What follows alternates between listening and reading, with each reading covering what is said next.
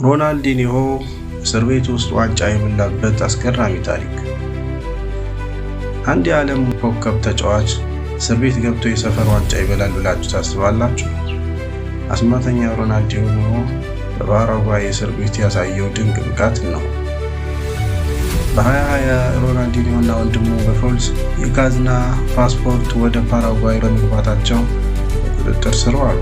የዓለም ምርጡ ተጫዋች በድንገት ከካምፑ ወደ ጠባብ እስር ቤት ተቀየረ። የእስር ቤቱ ጨዋታ። በእስር ቤቱ ውስጥ ዓመታዊ የእግር ኳስ ውድድር ተዘጋጅቶ ነበር። ሁሉም ቡድኖች ሮናልዲኒሆን በቡድናቸው ለማካተት ተሻሙ።